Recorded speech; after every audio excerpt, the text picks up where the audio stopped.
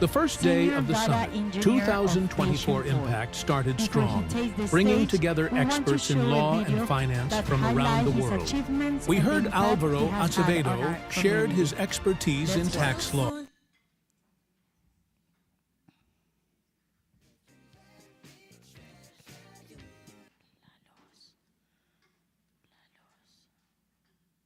Luis Carlos Contreras is a systems and data engineer with over a decade of experience in software development and data analysis. Winner of the National Innovation Prize from Universidad del Valle de Guatemala. He has worked in various roles such as Research Associate at Google.org, Director of Data Intelligence, and Chief Technology Officer. Luis Carlos Contreras is a systems and data engineer with over a decade of experience in software, technology and services data analysis, skilled in customer service, innovation strategic planning, and business development. Troy has proven his ability in various roles such as Research Associate at Google.org, MBA Director of Data Intelligence, and Marketing from Technology Officer at Programa Valentina. On reducing resource ranges from research and enhancing recycling strategies for education to implementing with us at the GC Summit in various organizations.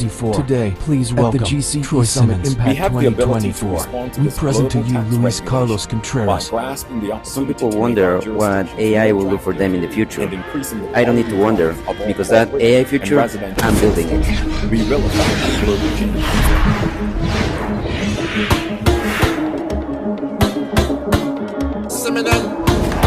Welcome to a world, no heroes and villains. Welcome to we've.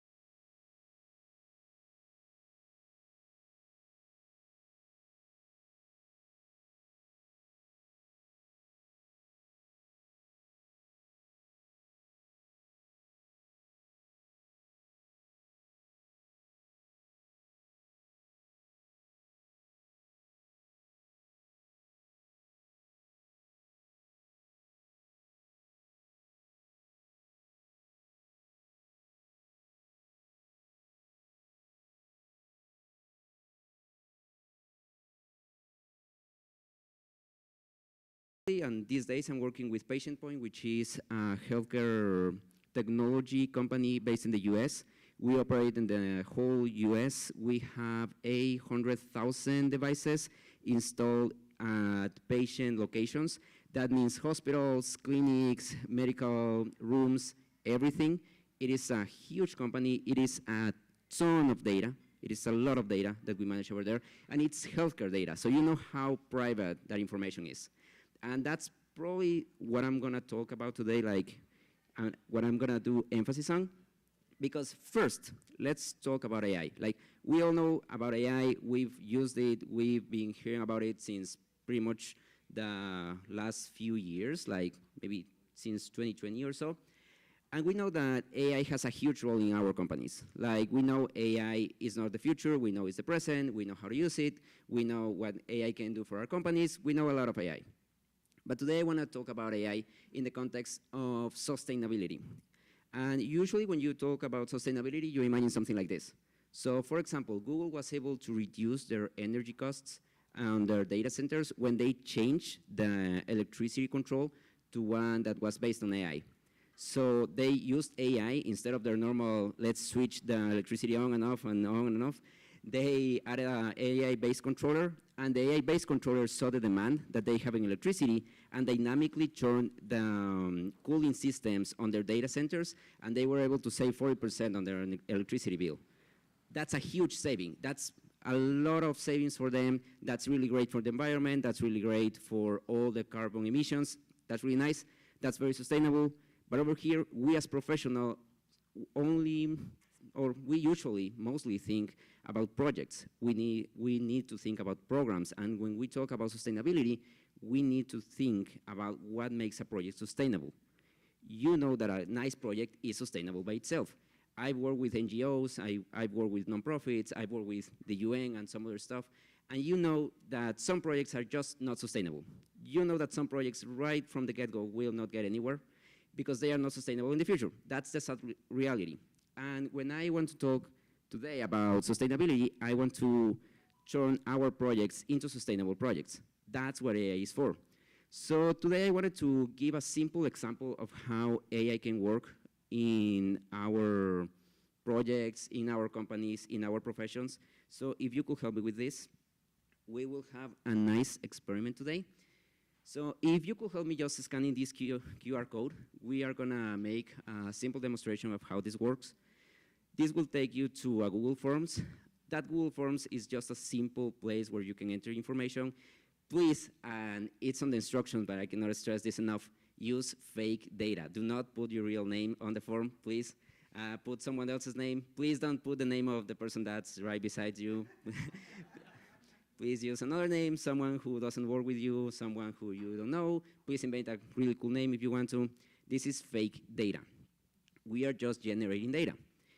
And as you can see, this is the simplest of Google Forms. I know that, 90% of you have filled a Google form before. It is everywhere. It is very simple. It is nice. It's a simple tool for collecting data. This data collection is what companies usually do in a ton of different ways. Most of you know that your phone is spying you all the time, right? Like pretty much all the time. You have talked with someone else about something nice to buy. You have looked for something on the internet, and then the advertisement, the publicity, everything is over there. And you know that this data is being collected. I think we all know that we are being tracked. Right now, let's do this experiment where we are going to willingly give our information to this database. That database will look something like this. This is just, again, the simplest of Google Forms. So please fill in the information as you need it. This will take like a minute or so let's give it a small second. I will need some answers for you, so maybe like 15 or 10 answers will be nice. We can see them over here, so again, please put information that won't compromise anything.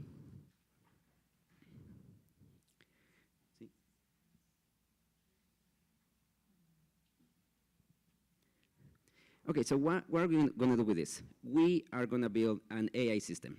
So today you will be AI developers with me. We are going to build our own AI chatbot, and we are going to build our own AI model. So here, let's see if we already have enough information. We have like 80 or 10 answers. Let's give it another try, maybe a little bit more. And then we can start playing with this data. So please take your time, but please try to make it a little bit fun as well. If you want to put profits of millions, 100 millions, or whatever, make it fun. Play with it. 999, whatever you want to put in over there. Okay, so let's see if we can start working with this. Let's give it a little bit more time. I think we're fine.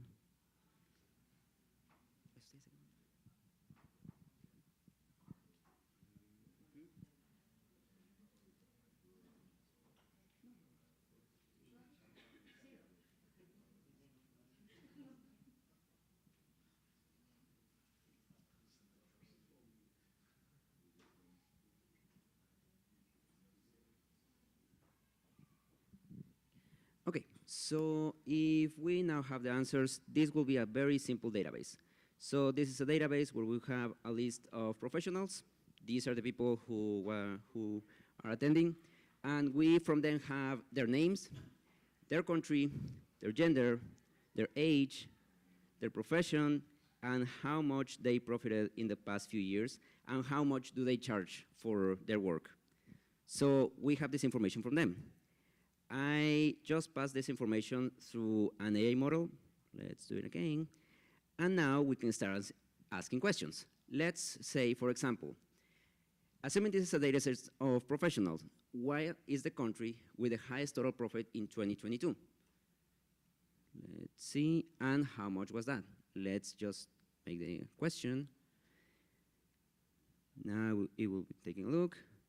And it says that the highest profit came from Cayman Island, and it was, what, 7 billion, 17 billion, something like that. It was really high.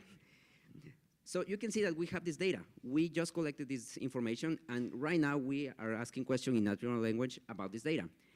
Today, Jacqueline made a really nice comment about how we don't have time to actually go through all of this.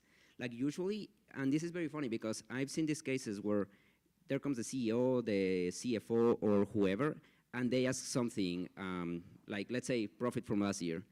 And what they are giving is a report, an Excel spreadsheet, and they have to go through that Excel spreadsheet and start looking for the exact information they need. And sometimes the person, let's say the CEO, is not very financial savvy, or that's not their main topic, maybe. And they have to start looking for it, and they will lose a lot of time just doing that research. So let's say that they wanted to do something more fun with the information. Let's say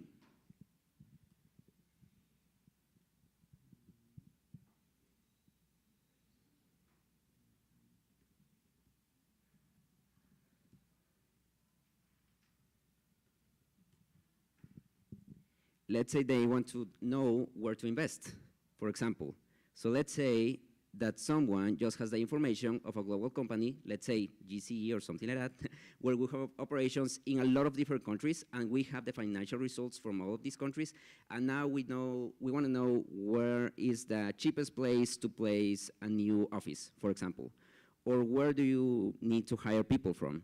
And let's say that you want to ask these questions, but you don't want to go through financial statements from 10 different countries from the last 10 years, and you don't want to spend all your time doing this kind of research by yourself. Let's say that you have your own data, and let's say that you are just asking natural questions using natural language. So let's say, for example, that you did something like this.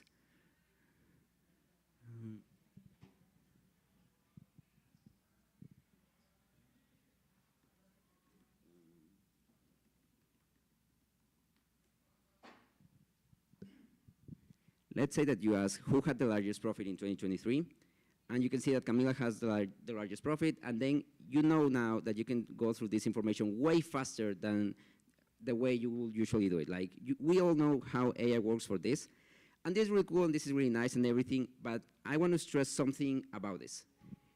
You know that we are asking who this was, and it gave us their name. This is Camila. I asked you to put fake data over there, because what will happen if this data gets stolen?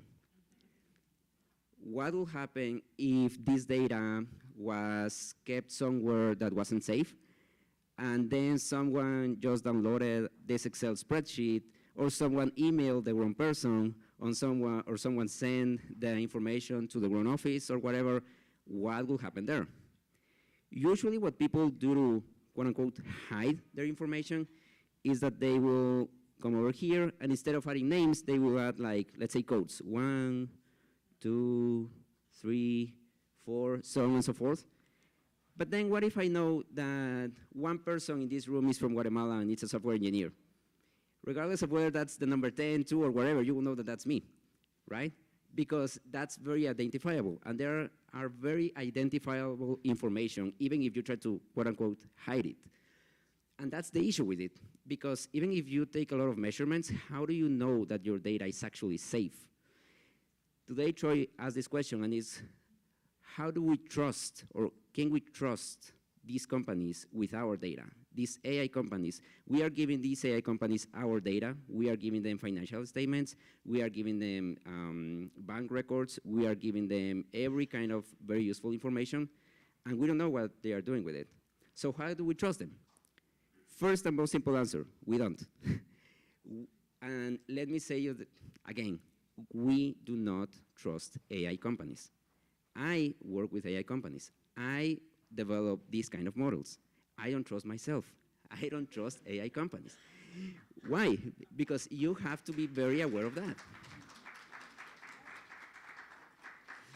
Because you know that someone eventually will leave their laptop open at a conference somewhere, and somewhere will come over here and take a picture. That picture already has all the information. That picture already has everything they need to break whatever competing company. They will have all the information they need. They will have all the information, basically all the information they want. Because in order to build an AI, you only need two things. Give me 1 second. Here. You need data, and you need a model. Usually, we provide the data. The AI company provides the model. Right now, you provided the data. I provided the model. I provided the algorithm, I provided the program, I provided everything, and you provided me your data. Thank you. That was basically free. I didn't have to ask that much. And that's the real issue, that sometimes someone comes up and just asks ChatGPT, please reply to this email. Copy and paste the email that they just received with very important confidential information, and ChatGPT knows that information, and let me assure you that the people behind ChatGPT will try to use their information for improving ChatGPT. When we data people see a large data set, we are like hungry. We love it when we have a lot of information. Let me tell you that there's nothing that a data engineer loves more than a data set with millions and millions and millions of records. Like, those data sets are literally huge. They have large prices, very large prices. I work in the healthcare industry, and can you imagine how much a data set of a health insurance company will be priced at, for example? Like, how much will that go for in, let's say, the black market? But usually it's not even a black market. You can just go to these companies and literally ask for your data, literally. Like, I can go to any insurance company and just ask, how much? How much is it for getting all this data? Like, in the end, the price doesn't matter, because as long as we profit, like, even if it's a couple millions, if I make a couple millions more, that's it. So again, let me say this again, do not trust AI companies. But what do we do if we don't trust AI companies? And let me talk to you about this project. Can you please go back? Over here. We had this project at UNICEF. This project was called Corazón Contento, Happy Heart in English. This project was aiming to help mothers from rural areas in Guatemala. And these were pregnant women, women that just had birthed their child. And it was really cool because we were helping them with advice for healthcare, advice for how to take care of their newborn, advice on how to go to the hospital, how to go to their nearest healthcare point, because in these places it's like caretakers and that's it. It's not like hospitals, not clinics, nor anything. They're like registered health takers in these places. And we were asking them to go over there. We were asking them to basically take care of their children, right? Because this project was sponsored by the European Union, and it was really nice. It took like 2 or 3 years to complete. And that's me going at the UNICEF offices. We get this consultancy because basically this was a chatbot that just was sending messages to the mothers, and it was sending messages to the pregnant woman, and it was trying to help them through their journey on becoming a mother and on helping their children achieve the magical goal of 5 years old. Because I don't know if you know it, but in a lot of our countries in Latin America, that's the mark. If a child doesn't get to 5 years old, then it's not gonna make it. Like after 5 years old, it's like 90% sure that that person will live a healthy life, but prior to that, it's still a risk. So we were trying to help those women. But there was an issue. We had 16,000 people registered over here. We had 10,000 mothers, and we knew everything about them. We knew where they lived. We knew how much time they had been pregnant. We knew when their child was born. We knew everything about it. Can you imagine how private this information is? This is knowing your data literally before you were born. And this is very, very, very, very private. Like, there are a lot of companies, like, let's say company like the UN, that really cares about this information. Some of our legislation doesn't care about it. The law in most of our countries doesn't care about it, but we have to take care about it because that's the difference, and that's the deal breaker between you working with the UN and you don't. That's basically it. So what do? We have a lot of ethical challenges over here because we cannot trust anyone with this information, not even ourselves. And the strategy that we made for this was basically removing all the bias in these algorithms. Why? Because these algorithms are looking for specific data points. These algorithms are trying to look for whatever they want, for whatever they need in order to improve themselves. And if you use a public model, it doesn't always work very well. And if you use a model that someone else built, it is very risky. But more importantly, if you give this company your data, it is very, very, very risky. So we have to acknowledge that we have very, very huge risks with this because besides the regulations and besides everything, we have to take care of this data. So what did we do with this? And let me show you this example.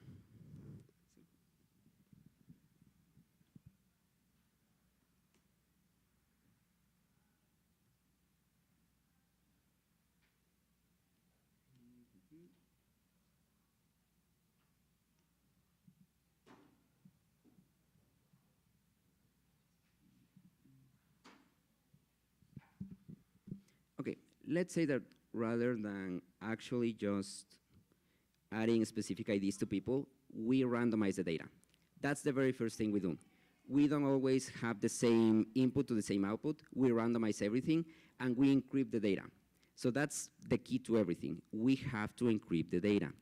Please remember this. You have to encrypt your information. How do I know that I am not trusting myself? Because not even myself can see this information. How does that work? There are some tools, and we are going to talk about some strategies about it, but there are some tools that help us with this kind of tasks. Basically, when you encrypt something, you have a key. That key is the key to everything. That key is a one-way path to know and to be able to hide this information. That's the only thing you have to protect. Obviously, you have to protect that with your life and everything, but after you have that key, you can create randomized data. And that's the way we work with that, because let me show you this other project.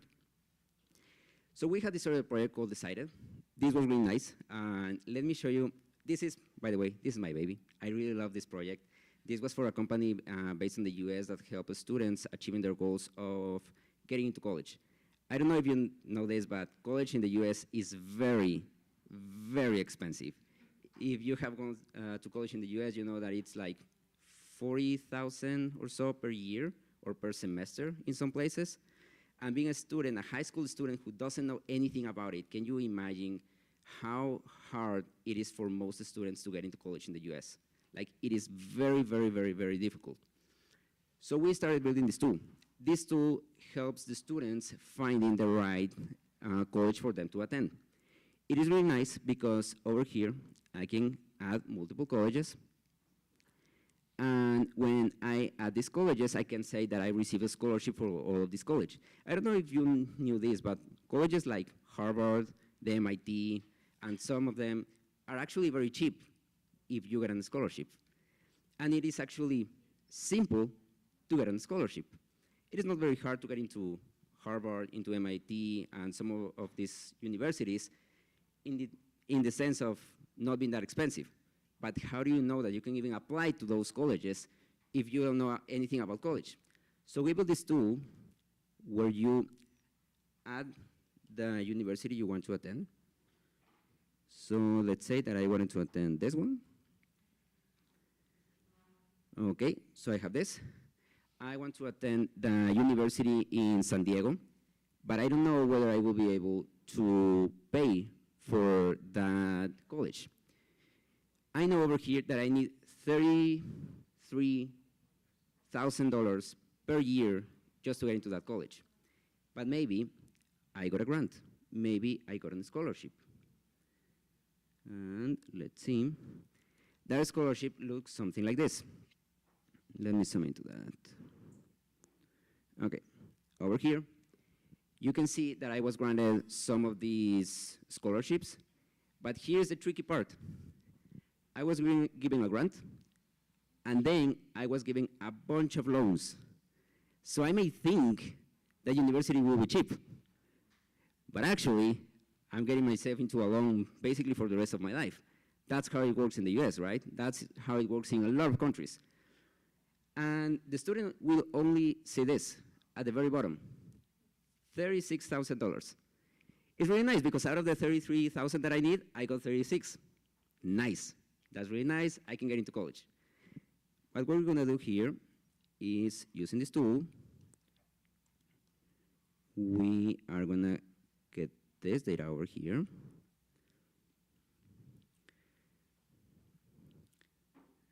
And let's upload our letter. Let's upload all of our financial aid. This will read the letter using artificial intelligence. This will put this image through an artificial intelligence pipeline. We'll read it, we'll understand it, and then we'll take the specific values out of this one, and out of the loans, out of the scholarships, out of the grants, everything, we will know how much money we actually got. Over here, let's go. And now, I know that I still need $15,000 in order to attend this college. You see the difference between the reality, the sad reality of how hard it is to get into college? Because previously I thought that I didn't need anything here. But the sad reality is that I still need all of this. So this application works really nice. This is really cool. This works really great. This uses AI in a bunch of ways because now I can go to my colleges and let's see. These are the ones I cannot afford, for sure. These are the ones that I cannot pay for over here. But I have this one that I can sort of pay for. This is somewhat affordable. And this is working fine. But what happened behind this application? What actually happened when I uploaded my letter? This letter, and this was an anonymized letter, but this letter went through an AI algorithm, and now that AI algorithm knows everything about the student. Everything. If the student takes this loan, if the student actually goes and takes these loans over here, now the AI knows that the student is basically in debt for life. The AI knows everything about the student. That AI can focus the student for the rest of their lives. That AI can provide with advertisement, with tools, and with suggestions about what to do with their loans, because that artificial intelligence knows everything about the student. That artificial intelligence knows where the student lives, because the student had to give that information when they signed up. That artificial intelligence knows how much they pay for college.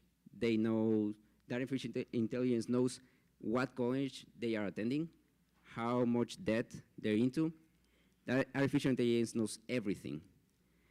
So in our case, we do not trust that artificial intelligence, because this is data from minors. This is data from students who may be 15 years old, 16 years old. This is very, very, very, very, very, very sensitive data. We do not trust the AI. So what do? Again, when we send the images to the AI, first of all, we blur everything automatically regarding name, we blur everything regarding personal information, and we never tell the artificial intelligence what this data is for. We use a different, literally, we use a different artificial intelligence and a different session every time we send a letter, because we do not trust them. We do not trust them at all. Why? Because in some part of this process, let's imagine that the artificial intelligence wasn't capable of reading the letter. Let's imagine that for some reason, the artificial intelligence wasn't able to read those numbers. You know that most artificial intelligence actually send their data to people in India, to people in Philippines, to people in Bangladesh, whenever the algorithm is not able to understand what's happening? You know that mostly, like behind most of these algorithms, there are like actual people looking at your data, and they are deciding, and they are acting instead of the AI. And that's nice because it works. That's really useful. That's cool from an application point of view. But that really sucks for us. Because that means that someone in the Philippines, someone in India, someone in Bangladesh, someone maybe in Latin America is looking at the data. And we cannot trust those people. So that's why prior to sending anything to an artificial intelligence, we have to take care of the data. So if we can go back to the presentation, please.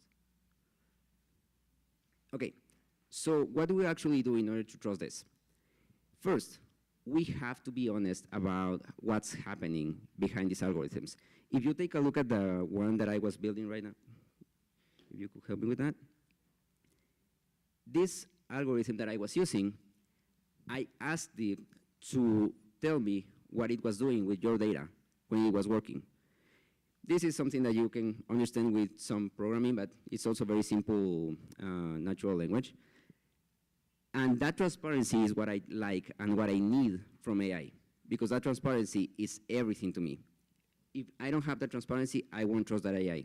Simple. That's it. I won't trust it. Because we have to know how our data is being used. And that's it. Basically, that's the very, very, very first step on AI. If the AI cannot reply why, do not trust it. That's simple. Okay. And then, and most important than anything, if you cannot ask simple questions about how the data was built, what was the model behind that, and if you cannot ask the AI company, hey, can you maybe show me how are you using my data and everything, that's the very first step for that. So remember that?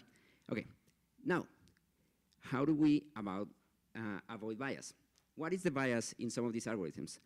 You will know that eventually, and let me go back to this. Okay. Here we have a lot of countries represented here. But sometimes the AI gets biased. Why? Because the data that I am giving to the AI is very uniform and with the information that I'm giving. So for example, let's say that on the professions here, I only had lawyers. I will know that the information that, sorry.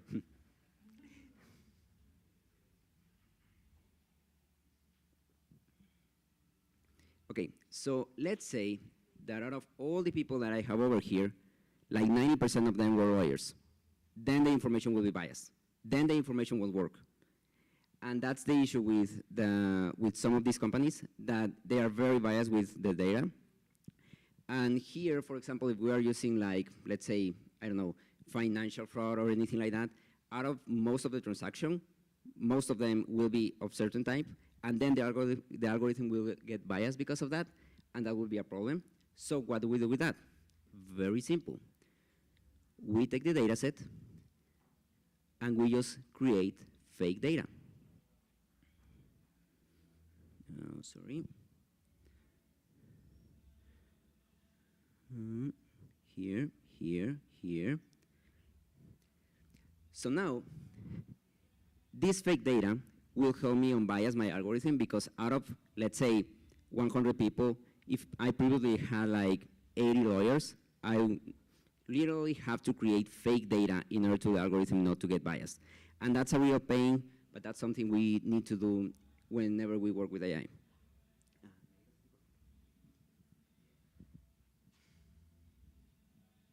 Okay, so let's get to the main topic for today. How do we actually anonymize the data? First, please, and remember this, whenever you are working with data, never use clear labels. Never use clear information. Even if you don't understand it, that's fine. That is better. The AI will still work. Because over here, if I go to my data set, you remember how I labeled name and Luis, name and Juan, name and so on. The very first step is to anonymize both the data and the labels. That's the very first step. Whenever you have that step done, then you can start encrypting your data. And if you have your data encrypted, then you will have some security, and that will be a very nice addition. But afterwards, You have to implement very clear policies on how you are using your data. Remember that call center in India, remember that person in Bangladesh that was looking at your data, remember that person in the Philippines that was taking a look at your data. You have to impose very clear policies over them. Unless you work with very transparent companies, unless you have those policies in place, you will never be sure. And please remember this. This is basically the law. If someone breaks a policy, if someone breaks anything regarding whatever deal you made with them, if someone ever breaks whatever you did with them in the sense of not complying with data transparency, not complying with data protection, please and directly stop working with them. Have zero tolerance to bad data management. And now, lastly, out of this data, what comes with this? And this is really cool, because whenever you actually successfully achieve privatizing your data, you will be able to have something like this. This is the information from 10,000 students that went through this college application process in the last 2 years. And you will be able to do pretty much the same analysis that you will do with anything else. But that will come after you have privatized everything and you have worked with them on securing the data and everything. And that will be the very, very, very last step, will be on reporting to this. But that comes after you have ensured that whoever is looking at this information is working with clear policies and is doing their job in terms of protecting their data. This is what we have been working on in the past few days, in the past few months. And this is really cool because you wouldn't believe this, but the algorithm doesn't know what this data is about. Our dashboard don't make any sense on the inside. Why? Because we have protected the data, and because basically we have told the algorithm that you will not be able to know anything about the data. So this is the very, very, very last step, but if you want to achieve this, you have to take care of this first. So unless you have very, very clear protection policies, data encryption, and anonymization techniques, you won't be able to get over there. So I want to just finish with this. And remember, this is the most important thing about AI. Do not trust it. Do not trust AI. Remember, yesterday Alvaro said something very interesting, and it was that he will never draft a document using AI. Why that is? Why is that? Why isn't he drafting anything with AI? It may be because he doesn't trust the AI professionally, because he knows that he can do a better job at drafting. But also, what do you need for a draft? You need specific information about the person. You need specific information about the case. You need specific information about what's happening. And you are giving this data, maybe not for free, but you are giving the data to the AI. The AI will learn about it, and then for future cases, the AI will know. Alvaro did this. Alvaro used the AI for doing this specific project. So first of all, remember, do not trust AI with your data. Prior to giving your data to any of these artificial intelligence companies, please hide it, block it, do whatever you need with your data. Follow these things, anonymize your data. Instead of giving like your real name, instead of giving a name of the company, the client, or whatever, use a fake ID, use a random number, use whatever you want. But please, use anonymized data. Then, whenever you actually need to give data, encrypt that data. Whenever you need to do real data analysis, do not give their data just as it is. And lastly, if you are going to go work with any of these companies, please ensure that these companies are following very clear policies. Ensure that these companies are as strict as you are with your data. Ensure that these companies, in case of some data breach, in case of them being hacked, they will be honest about it. They will communicate this, and please ensure that they will act upon this, and you, more than anything, act upon this. I've seen cases where companies get hacked and don't communicate anything. I've seen companies who actually lost data and never told anyone about it. And only the people who work at those companies know about it, obviously. Only the people and whoever stole it. And then you found your data in some random database from some random country in Asia or whatever, and then you wonder how the data got there. You know that most people get the data stolen in the simplest of ways, a fake email, a scam email, a scam chat, whatever, yeah, everything. So whenever that happens, you have to be sure that these companies are communicating. They have to be transparent. And these are very simple techniques. Just ask these companies, have you been hacked before? Have you ever lost data? Some companies will be honest about it. Some companies will tell you, yes, we lost some data last year. We got hacked in 2010 or whatever. And what did they do about it? Because in the end, you are only as strong as your providers. You are only as strong as your tools. And if you are using some services from these companies and they are not willing to tell you about it, can you trust them? And think about AI as you think about these companies. Can you trust AI? Can you actually trust this? And just remember this, don't. Never trust any of these companies with your data. If you're gonna give your data to any of these companies, please just follow these 3 simple rules. Anonymize your data. Use fake names, fake data, fake everything. If you have to provide your actual data for some data analysis, from some regression analysis, from some actual consultancy, encrypt it before you send it. There are some nice tools for encrypting information. There are some nice tools for hiding information, for anonymizing data, for privatizing data. There are some really nice tools that will help you on this process. And finally, just be sure that you are working with the right people. And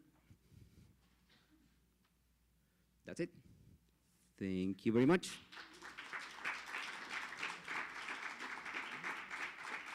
So if someone had a question about this topic, any questions? Yeah. So in essence, you're saying don't trust your profession. Yeah, basically. Pretty much. Yes? Yes, you spoke about tools. Like, can you give us a list of a few tools for security and encryption? Sure. So the question was whether I could give some tools for securing this encryption. First and foremost, OneTrust is one of them.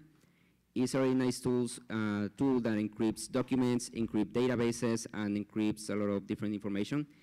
Then you can literally look for MD5 encryption. That MD5 encryption is what databases use for encrypting their data. So if you get into a server within a data lake, and you take a look at the information from a database, if that database used MD5, which is like the very basic one, that information will be encrypted. So MD5 and OneTrust are probably the ones that I will trust the most.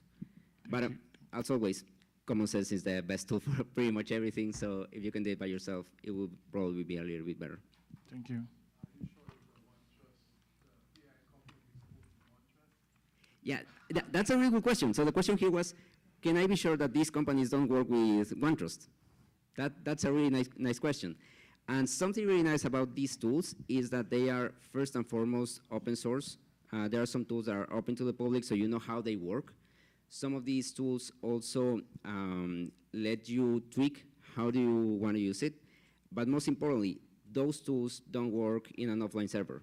Those tools are running on your computer under your local network, so you won't be tracked across the internet, basically. And again, as I love this comment because Jacqueline just said that I'm literally saying, do not trust my profession. So this encryption tools basically take your data set, encrypt it into some other number, and then when it comes back, Yeah. Yes. When they come back, decrypted into your real data. Is that Exactly. So for example, and let me explain this process a little bit. So Troy was saying that encryption is when you take your data, you transform it in some way, and the transformed data is what you send to the AI. So that transformation is what the AI sees, the AI doesn't know anything about it, and when the AI replies with the data, that data will be able to be opened on the other end with your encryption key. So when you receive the data, it will like, let's say, untranslate the data, and then you will be able to see your data in a normal way. That's basically encryption. So you encrypt the data and you transfer it before sending it to the AI company. Any other question? So now, with the new policies for Adobe, a lot of people are fighting it back, right? So you say do not trust AI, but at the end, we have to use the tools, right? So how do you go around that? Because a lot of people don't read the small print. They just go and click next, next, next, because at the end you need it. How do you go around it?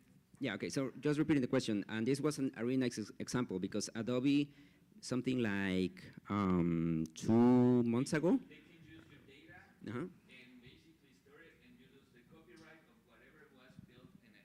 So a lot of companies now are fighting that they have NDAs and whatever they're creating, now Adobe owns it and they can use it.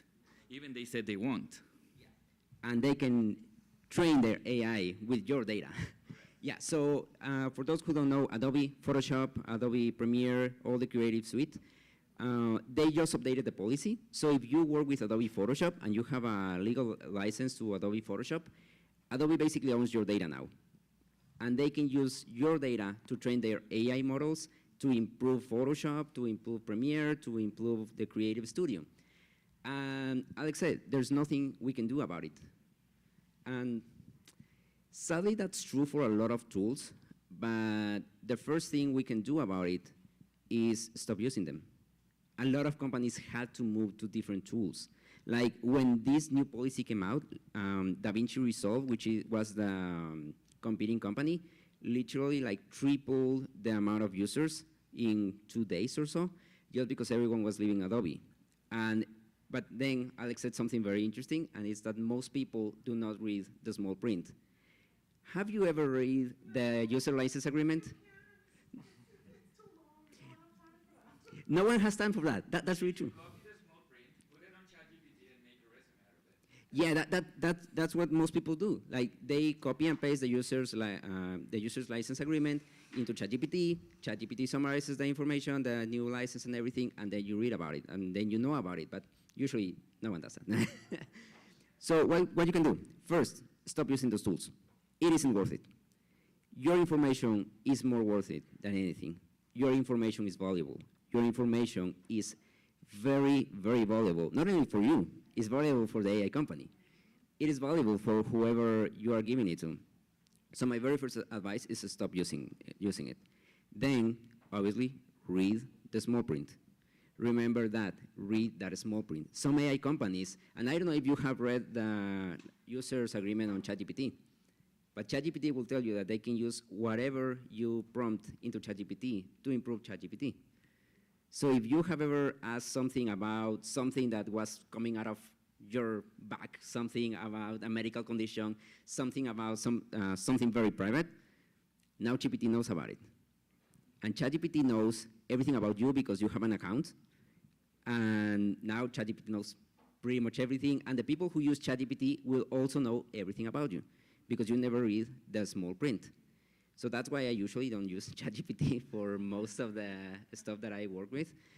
There are some really nice large language models that you can train by yourself with your data that will live in your computer and that you can train in your own servers. That's usually the way to go. Because for a lot of companies, and I don't know if you've seen these zero trust companies, they're literally called like that, that don't use Google Docs, they don't use Gmail, they don't use any cloud-based system just because you cannot trust them. A lot of banks does this. Like some of the banks, very, very big banks, they have their own email service, they have their own Google Drive alternative, they have their own Office suite for everything, and they have their own language models to use the AI.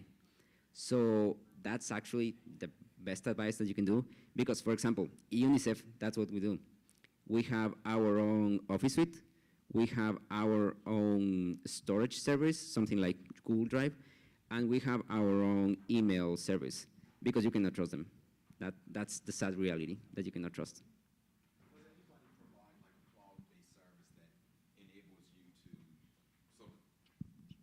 Does anyone provide a cloud-based service that enables you to be secure behind, an environment and use those tools maybe at a reduced rate that brings you back some, a service that provides that? Yeah. Yeah, well, first, myself. That's usually most of my work, and that has been my work for the past few years because, and some of the data cloud providers will help you with this, because what you can do is get your own server in some cloud provider, encrypt that server with their own tools, and let's say, for example, I don't know if you have seen Amazon Cloud is the biggest cloud on the internet, AWS. You can get your own server at AWS, build your AI over there, and build everything by yourself over there, and then train everything without AWS knowing anything about it. You can do that. AWS themselves will help you with those tools, and AWS themselves can help you with building those systems. So AWS is one of those providers, interestingly enough, because it is Amazon. I wouldn't trust them. Yeah, but you can do it. But you can still do it by yourself, definitely. There are some other really nice cloud providers like Linode, Linode. They can do the same for you. DigitalOcean will also do the same for you, provide you with servers that are fully encrypted and with the services for building everything you need on top of those servers. AI. Yeah, AI and everything. Like actually these days, AI is pretty easy to mount in most of these servers, and most of the tools that we've used, like ChatGPT and everything like that, those are very easy to build from the get-go because the models are already out there, and you can just download them and then keep them training with your data that only you can get access to. Thank you.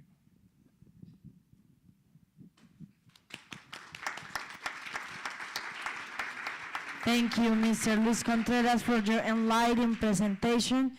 Your knowledge is significant to us. Now, to wrap up our morning sessions, we have Mr. Troy Simmons with us.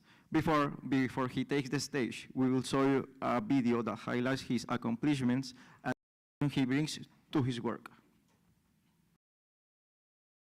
Troy Simmons is an experienced chief executive officer with a strong track record in the information, technology, and services industry, skilled in customer service, strategic planning, and business development. Troy has proven his ability to lead and transform organizations. He holds an MBA in business management and marketing from Henley Business School and is currently focused on reducing resource consumption and enhancing recycling strategies. Today, we are honored to have him with us at the GCE Summit Impact 2024. Please welcome Troy Simmons. We have the ability to respond to this global tax regulation by grasping the opportunity to make our jurisdictions more attractive and increasing the quality of life of all corporate and residential citizens. We will affect global change and equity.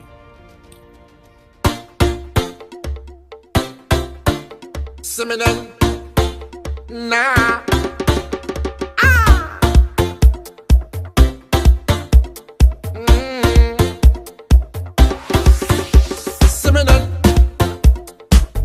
Just give me powers. Yeah, make me jump and fit for hours. Nah. Be alive in 2024, so I better thank my Redeemer and thank you. And didn't certainly think I'd be in South Salvador.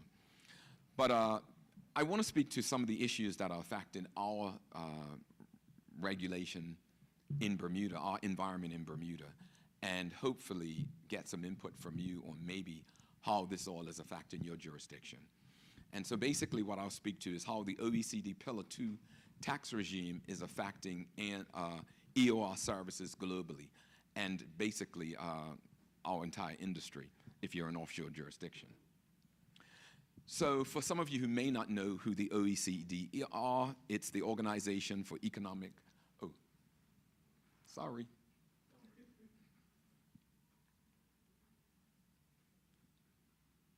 Okay, so the OECD is an organization for economic cooperation and development. And basically, it's a non-government organization that formed in around 1961. So it's been around a long time. It works with over 100 government organizations, and they come together to basically come up with policies that will affect all countries and the way they interact with each other to basically build policies that are good for our overall development. So, you know, it's that high-level idea of creating good health, good finance, and good governance globally. If you're a part of the OECD, then you're recognized to be a country in good standing globally. It's kind of like joining the UN and doing all of the right things.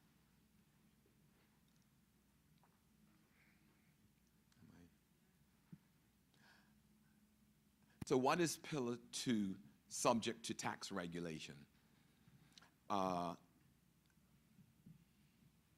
During this period, I said they had organized in 1961. Well, in around 2000, one of the things that has been highlighted is the fact that in many of the offshore jurisdictions like Bermuda, Bahamas, Cayman, and these small jurisdictions, large companies, particularly those that are, profiting billions of dollars, have been structuring themselves in these organizations and basically paying relatively low taxes. Not just relatively low taxes, sometimes no taxes. I remember reading an article in Bermuda that Google had set up there, had been headquartered there. I think it was around 2008 or 9, and they had paid $32,000 in taxes for the year. And it was a huge embarrassment for the country. OECD and other governments were grumbling and saying, how was Bermuda helping Google to hide all of these taxes? So, from that sort of period onward, there have been tax information agreements, TIAs, that all of those organizations and all of these countries have been transferring to each other to find out where these companies are located, how they are structured, and exactly what sort of taxes they've been paying. And basically, they came up with this Pillar 2, subject to tax regulation, as an attempt to ensure that all international companies, inter-border transactions, would pay a minimum tax, minimum global tax of about 15%.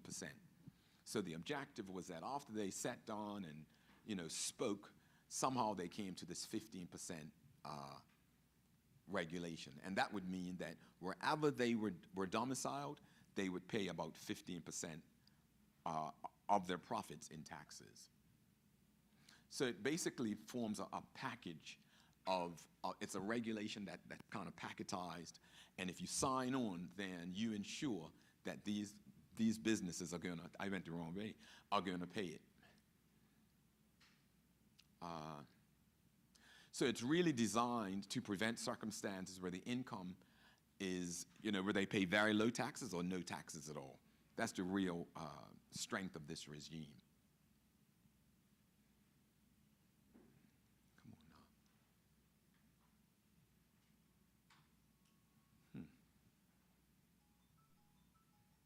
now. No?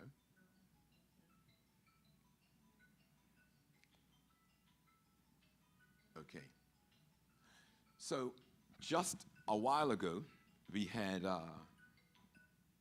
just a while ago, in just 6 days ago, is it me or what? Okay. On September 19th, which wasn't long ago, the initial, after many, many years of working together and coming up with this tax regime, they had about 9 countries sign on to it. And it is anticipated that the rest of these countries globally are also going to sign on.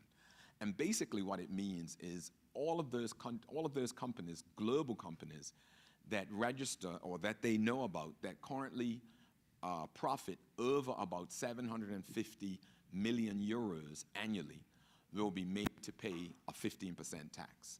Now, as I mentioned, in Bermuda, probably for the last 5 years, we've been gearing up for it, as has all the other jurisdictions that are really impacted by it. Because we recognize that in Bermuda, we have about 6 of these jurisdictions. And, if you can think of 15% of 750 million times 6 for a small island like Bermuda, it means that if those companies remain in Bermuda, then, the GDP, the taxes for the average citizen could possibly go away. It could revolutionize the way we look at our tax structure and our financial standing, etc. But what they've also recognized is that many of these companies many of these companies are registered globally. The impact of this type of regime is going to add somewhere in the region of $220 billion in taxes for countries like yours and mine. I said that Bermuda, we recognize there are about 6. The governments themselves don't really understand who they are because of the way that they're in these very convoluted corporate structures. but it appears that the OECD does see it. And so what is anticipated with this new tax regime is that there will be so-called level playing field, right? And, you know, we don't take it for granted that the US and the UK and Canada are all looking for these companies to repatriate. Right now, there's a huge impact of an election coming up within the US. And you may recall that when Trump was in power, he made the national tax, what do they call it? Not the national government, but the federal government. Thank you, sir. The federal government, he dropped the tax from 35% to 21%. And so 21% is what these governments will pay on what these organizations will pay, 21% of their taxes. So if they're internationally based, they'll pay 15, and if they're back in the US, they'll pay 21. The interesting thing also is that the way that the OECD has structured it, no matter where you are, so you know, if Bermuda decides they don't want to take that tax, they decide, hey, you know, we're going to work with these companies to deliver, and that company has been identified, then there's an organization in Germany that will take the tax. So it's almost impossible for small jurisdictions, for countries to say, I opt out.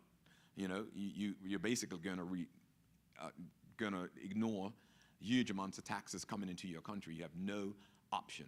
And then, you know, of course, the OECD is going to threaten to list you as the worst place in the world if you don't comply. So for places like Bermuda, it feels like bang or bust, where, you know, we're seeing this opportunity or the ability for these countries to repatriate. Okay, so what we're seeing here is the initial countries that signed up just in September. That was only last week, I think, just before we arrived, or at least before I arrived. And these other jurisdictions were structured to arrive. To sign up to the agreement as well. They may have already done so. Today is almost the first. So this is what's going on, and some of you will recognize, I think Costa Rica's in the room, so he will recognize. And there are many others that are signing up to this. So what we've seen in Bermuda over the last 5 years is quite encouraging. And so what I really wanted to do is to hear from you what you may have seen in your jurisdictions. And what I mean by encouraging is, to some extent, is encouraging, but it's also challenging. In the last 5 years, we've seen these companies, because they appear to have accepted they're going to pay it, they seem like they're investing in Bermuda. They have decided that Bermuda, if I'm going to pay taxes there, then maybe our executives ought to reside here. And what we've seen is the purchase of properties and, you know, investment in buildings and you know, ideas that are what we think in the Caribbean, at least in Bermuda, is completely outlandish. You know, building islands off of the island, and just all kinds of wide and weird ideas that would come out of the brains of probably people that are highly financed and trying to find projects.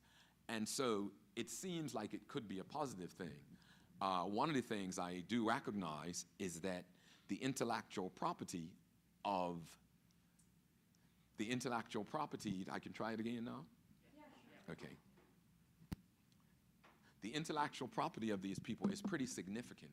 And so having those kind of mindsets in your country can determine a lot of how, you know, how influential the country is and the type of stickiness industries are to your country.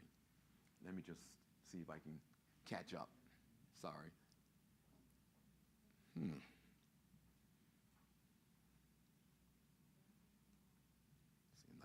some of it's missing. So when I speak to intellectual properties, I mean, you know, in Bermuda we have the insurance reinsurance business, which was really set up in the early 50s by someone out of the US, Hank Greenberg of AIG, that structured our laws so that they could attract insurance companies. And so what we're seeing is potentially huge growth, but also potentially big bust. And I wanted to, you know, solicit I mean, these are, again, these are companies with a threshold of $750 million of income. They're the Googles that you see in Bahamas and others, but some companies, you know, names that we don't even recognize. And with that movement, you know, it really is set to make tremendous difference globally. Because if they stay where they are or they move continuously, you know, into other jurisdictions, they could have significant impact.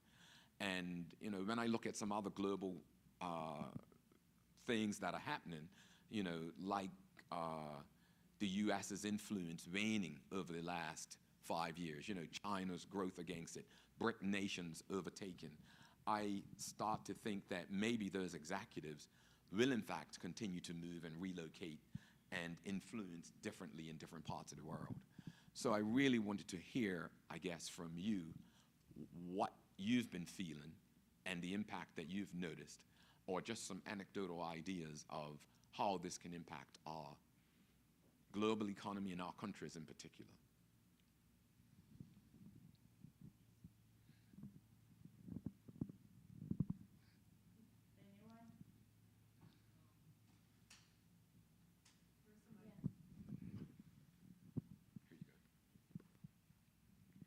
Well, I do know that the Bahamas would probably be one of those countries that they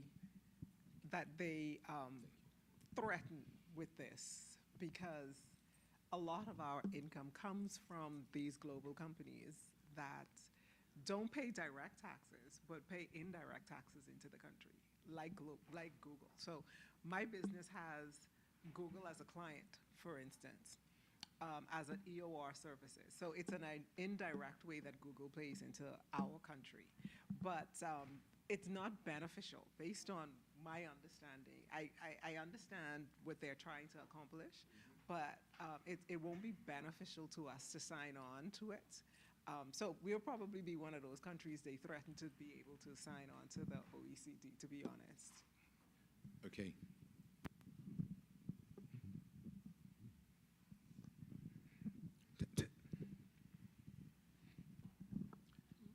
My question is, when you get listed, what are the impact in terms of, do they restrict your business in terms of transfer from that country that is listed?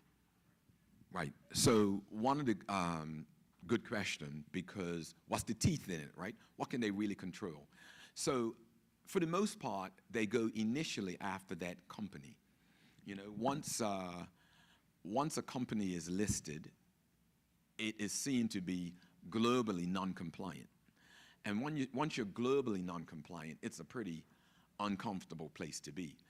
As is, you know, Jackie mentions that you can stand off and say, sorry, we're just not signing up. But for those companies or countries that don't sign up, and there will be those, the countries are still being mandated to pay elsewhere.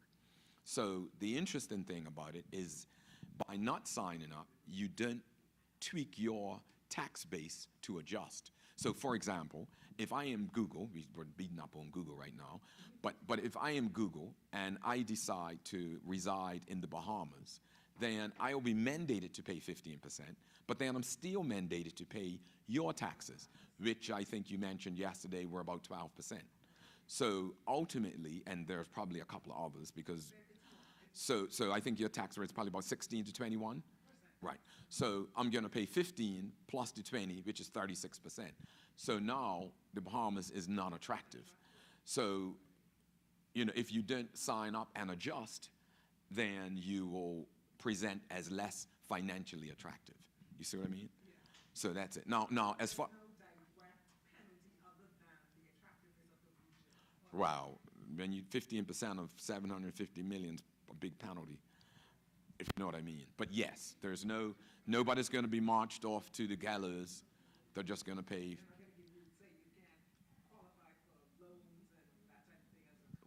Correct. Yeah.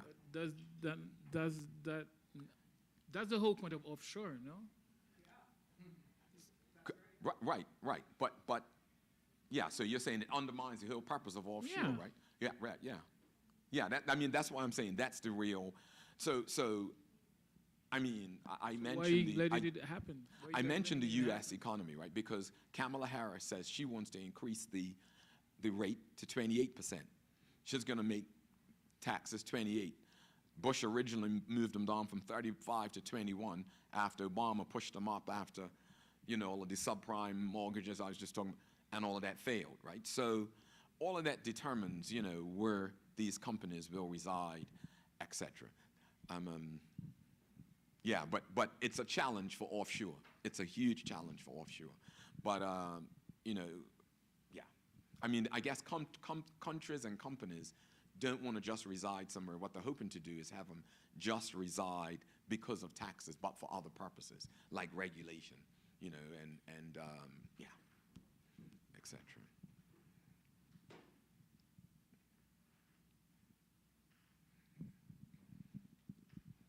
On your expert opinion, China. Oh, yeah, okay. Yeah. What is the projection in terms of? Well, I know that China has, as far as purchasing power, China has overtaken the U.S., right? And I guess one of the things that, you know, I'd like to consider is that if it's a U.S. company, or a lot of these companies are now global companies, they don't just make revenue in the U.S., but they do so globally. And a part of this regulation is that a company will choose its tax jurisdiction. So, for example, if I choose Costa Rica, I'm going to pay my taxes in Costa Rica.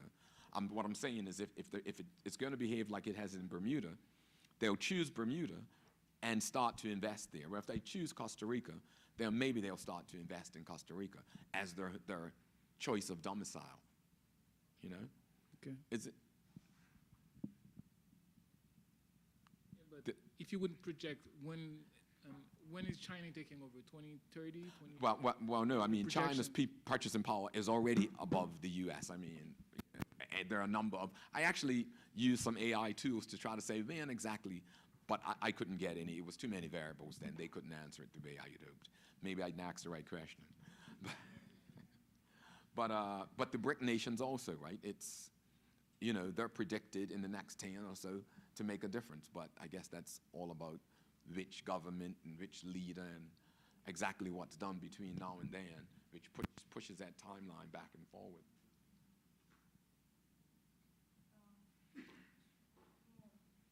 Oh, yeah. But yeah, I had also just grabbed a few stats. I talked about the reason. How come I can't get it to work? Hang on. So you talked about, so real GDP and the way that the year on year, I was looking at this from the OECD as well, and the way countries are growing, you'll see the US, where are they?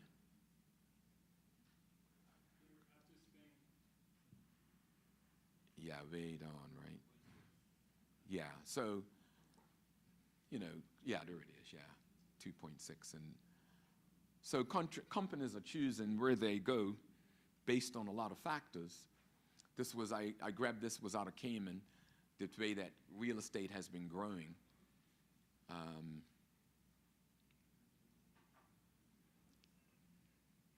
Yeah.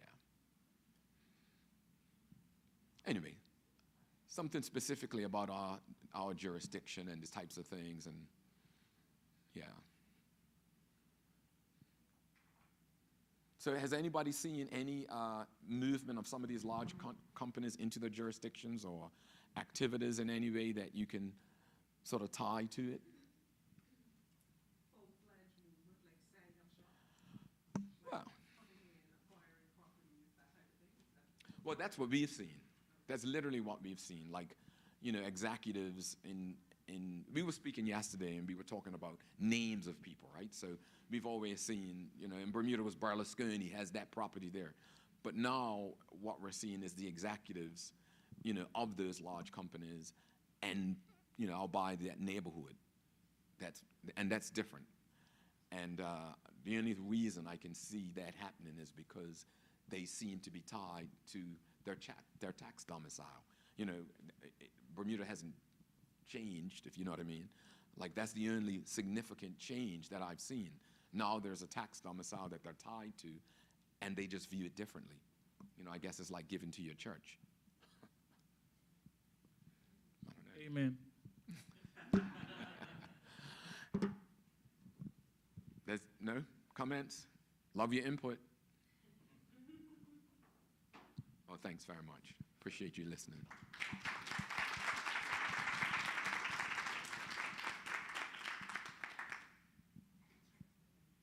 Thank you.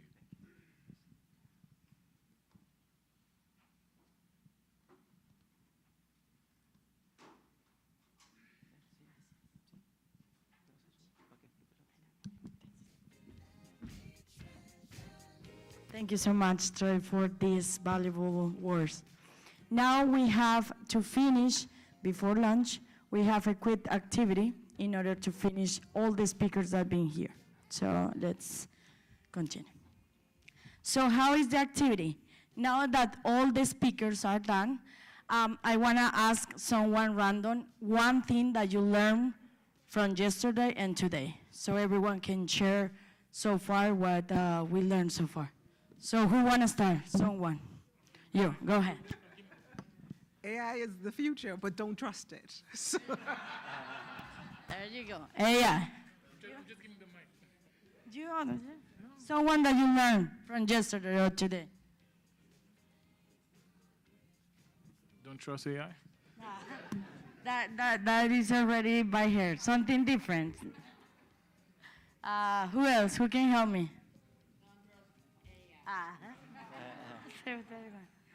Francisco. Yeah, well, everyone already said about don't trust, but also we learned all the utilities and benefits we can get from AI. And we learned also about a little bit of the tax and what just Sir Simon said about Bermuda, and everything's been very interesting. I think we can get so much learning from all the colleagues we have from GC family, now that we're a family. And yeah, that's it. Thank you. This side, someone to share? There you go. Don't trust. Oh my God. Remember, don't trust. No, actually, just a clarification. You can trust AI. You cannot trust the companies that are building AI. Yeah, just want to make that clarification. AI by itself is really cool. It works. It's really nice. You can trust it. Don't trust the companies that are providing the AI services. Someone else, there you go. I want to hear everyone.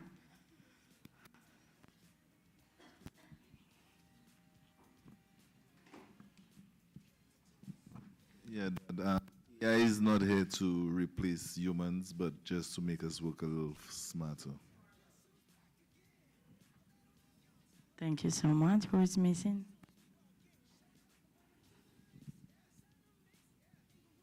No? Nobody else?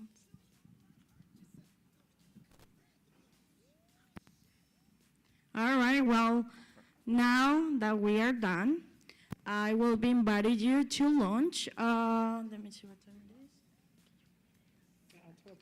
All right. So, sorry. So right now, we will be just waiting a little bit. The lunch is going to be the same place that we take the lunch yesterday. We will have lunch from 1 to 2. So I will be waiting for you guys to continue the event at 2 p.m., all right? Any questions so far? No? Thank you so much. Thank you. Second verse for the hustlers, gangsters, bad bitches and your ugly ass friends. I cannot preach, I cannot preach. I gotta show them how I can't get it in. First, take your sip, do your dip, spend your money like money ain't shit. Ooh, we too fresh. Got to blame it on Jesus. Hashtag blessed. They ain't ready for me. I'm a dangerous man with some money in my pocket. Keep up. So many pretty girls around me and they're waking up the rocket. Keep up. Why you mad? Fix your face. Ain't my fault they all be jocking. Keep up. Players only. Come on, put your pinky rings up to the moon. Girls, what y'all trying to do? What you trying to do? 24 karat magic in the air. Hit the toe so clear. Look out.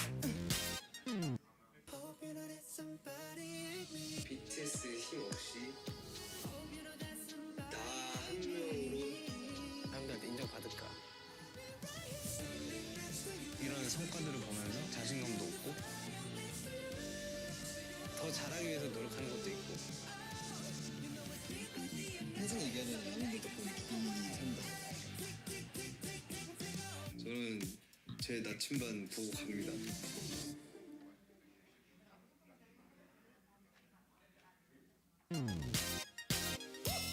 Everywhere I go, they be like, ooh, so bad. Everywhere I go, they be like, ooh, so bad. Everywhere I go, they be like, ooh, so bad.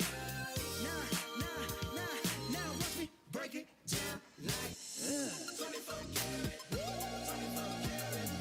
What's that sound? 24 karat, 24 karat. Come on now. 24 karat, 24 karat magic. Fight the feeling, invite the feeling, just put your pinky rings up to the moon. Girls, what y'all trying to do?